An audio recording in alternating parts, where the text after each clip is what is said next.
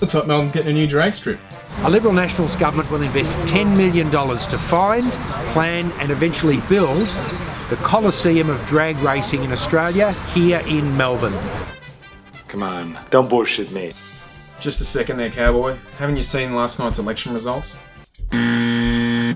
Stop. Muzzle time. Now, we've just returned from the annual VL Turbo meet. Is that the second one? I think second so. annual? We didn't go to the first one, but huge turnout actually. Pretty good weather. Melbourne turned it on. Heaps of VLs I've actually never seen before, and some I probably haven't seen since early 2000s. Yeah, I recognised a few cars there, but as someone pointed out to me, a lot of the cars there are now on H or M plates, so you don't know the old registrations like X-Cop and... Yeah, not so many personalised plates anymore. Yeah, but it was good. I did recognise some of the older cars, saw a few familiar faces. Everyone's just a little bit older. And there must have been probably 100 cars there. I reckon, at least, yeah. I reckon I only saw 2 LS conversions. I was shocked.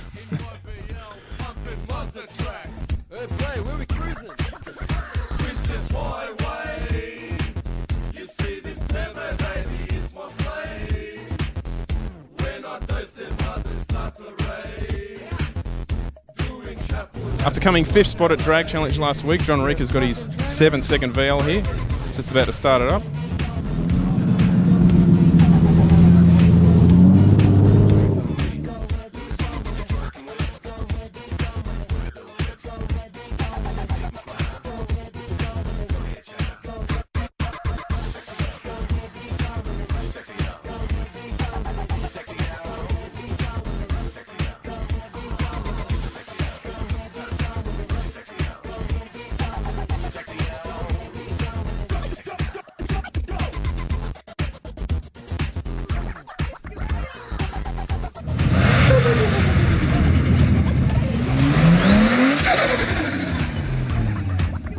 Now, I'm not sure if this story was actually real or fake, or maybe it was a bit of Publicity drummed up. creative editorial to drum up some publicity for the new ZB Commodore. It's not selling too well, as you'd expect, but It's actually selling so badly that they've stopped ordering them. And they've stopped the boats. Yeah. I am saying that the boats are stopping. Looks like this poor lady's copping a bit of abuse for owning a ZB Commodore. I shouldn't laugh, but I find this a bit hard to believe that people are going this ballistic. I've had multiple people tell me to go kill myself after owning a ZB. I had people tell me just drive it off a cliff, and it was pretty hard. Other than names of being called gay, you're a poofter, fat dyke, you're this, you're that. I'm not sure how I get to be a poofter and a fat dyke at the same time, but apparently it's possible, according to the wonderful world of social media. As much as the story potentially doesn't sound real, the shit you see on social media, it doesn't actually surprise me, because people just write utter crap. They just sit there arguing and hurling insults at strangers, which they would never do in real life. As evidenced by some of our YouTube comments.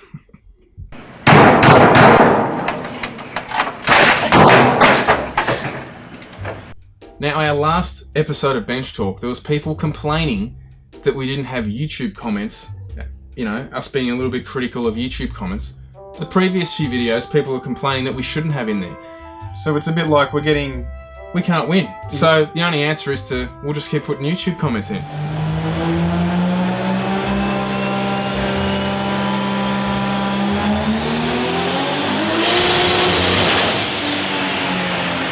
And here's a good one. So this isn't just a standalone comment on this video. No, there's heaps of them. This actual video would have at least a comment like this once a week. Once a day. Once a day, is it? I don't know. Since how long's it been up? For a few years now. Yeah. 3 or 4 years.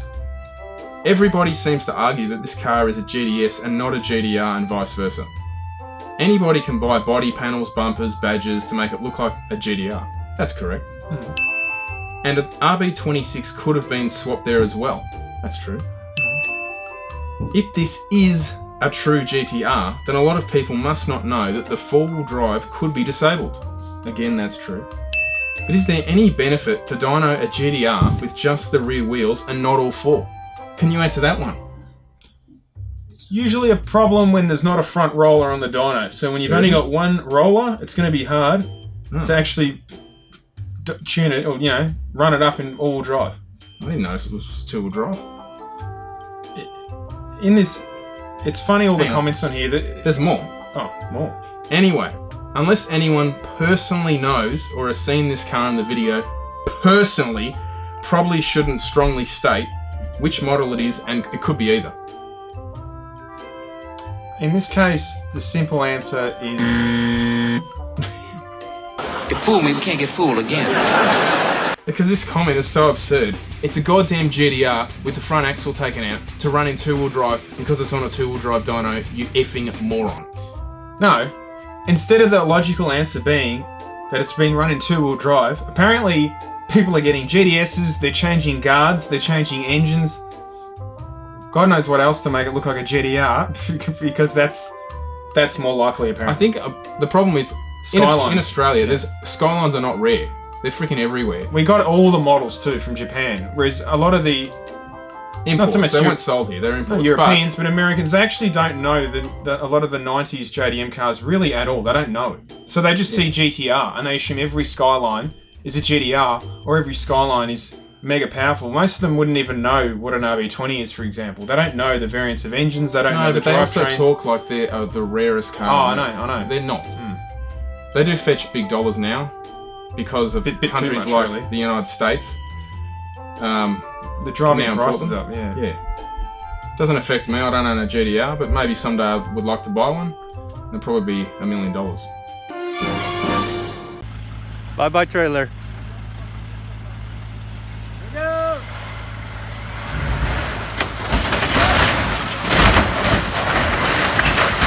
So this was an article I saw about a month ago, so it's not new, and I don't actually know the outcome of where it went, but at the time it was talking about NASCAR potentially returning to Gold Coast, Queensland.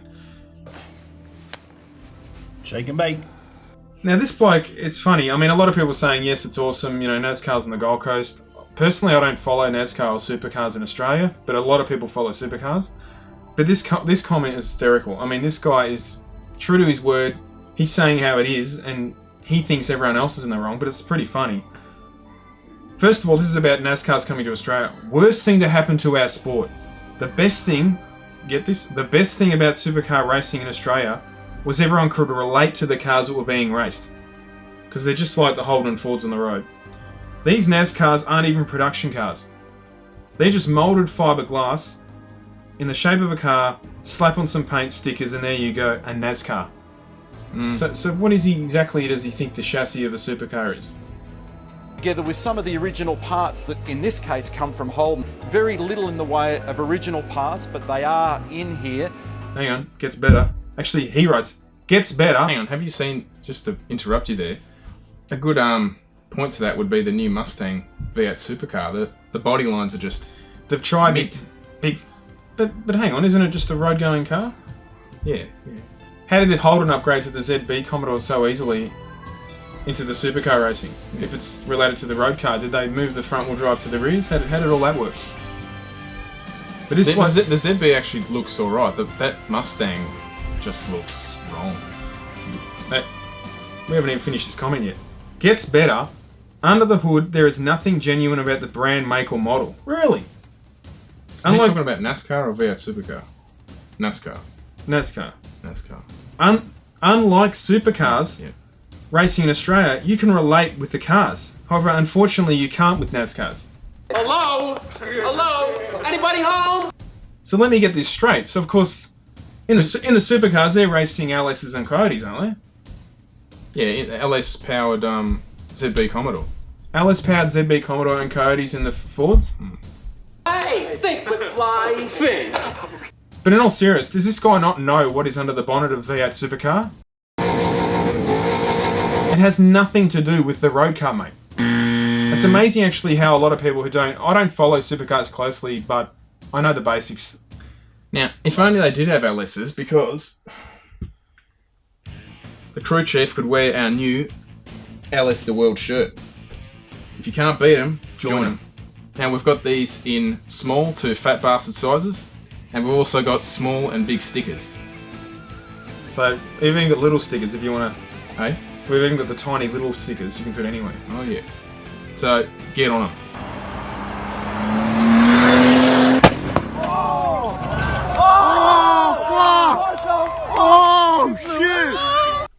we haven't done any new cars in a while.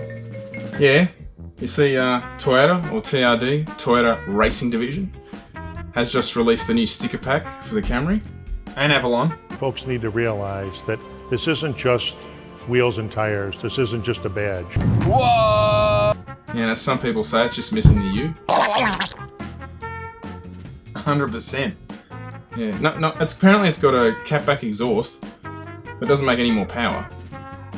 We're making a car for enthusiasts. So we knew that the styling had to be sporty. The thing's actually, you wouldn't say it's completely gutless.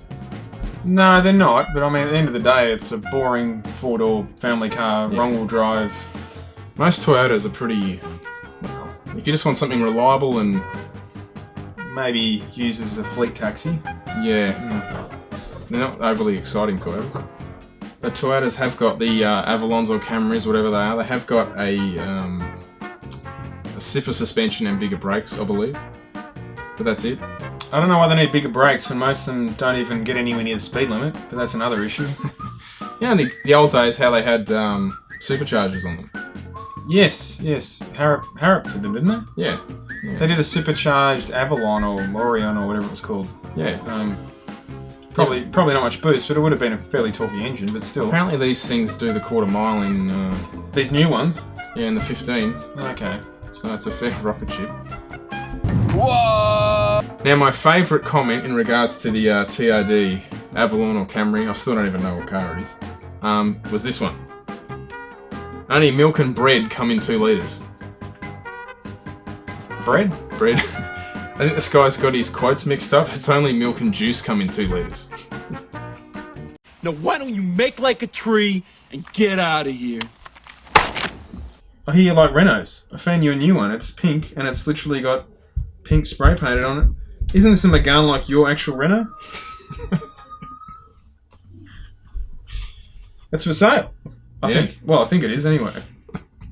Have you seen the idea being floated around to give police power to basically take over your car? That doesn't sound very good. Police want the power to stop cars in their tracks with the push of a button. The WA Police Union is pushing for all new cars made in Australia to come fitted with GPS tracking and a kill switch, so a car can be watched move by move, then shut down remotely.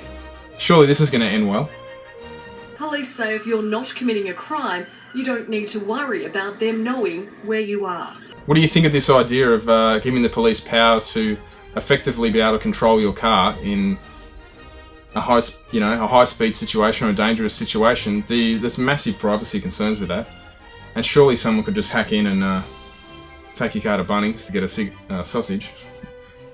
Only in Australia would you see the police, well, posing undercover as windscreen washers. Now, if you're not from Australia, people, at the lights they come up hobo style and wash your windscreen wipers. Which is illegal. Windscreens, I should say, which is technically illegal to do. And you can throw them, I don't know, 10 cents.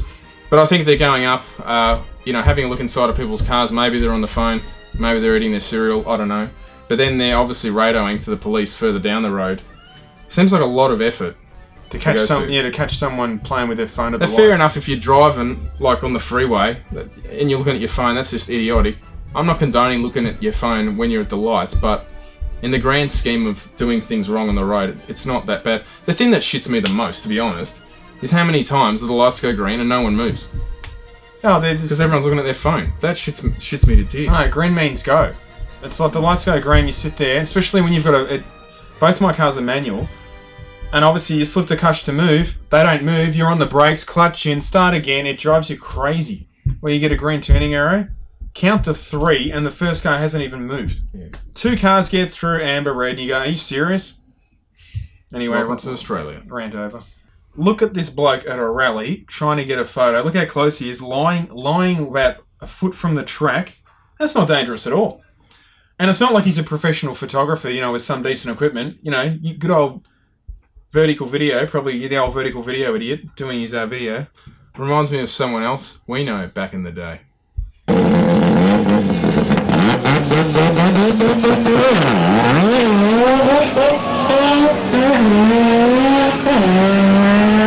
English racing in the States, they've got an Evo, I think it's an 8 or 9. And they recently ran into the sevens. Yeah, 7.7 at 190. Yeah, 190 mile an hour. And then what they said was, I don't think they were 100% sure what kind of power it took to run that number, because a lot of these cars basically their tunes get adjusted at the track. Yeah. You know, based on track conditions. So what they did, they put it on the dyno in the exact configuration that they went 190 mile an hour in, and they said here they on that tune-up it made 1,367 horsepower at all four, and then they actually put a little bit more into it, you know, just to have another play with, and they actually made 1,400. So this is what it looks like on the dyno, making that kind of power.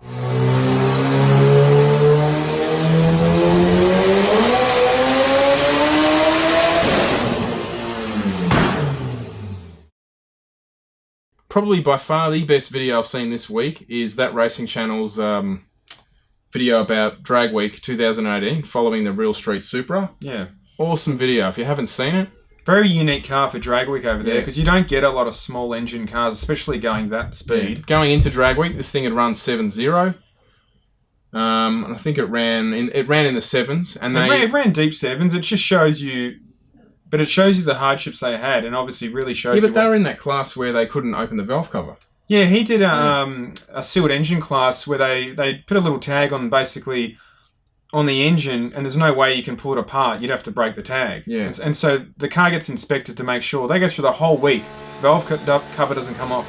Yeah, but since then the car's run a 6. Yeah, 6. So yeah, well done guys. That's an awesome street car.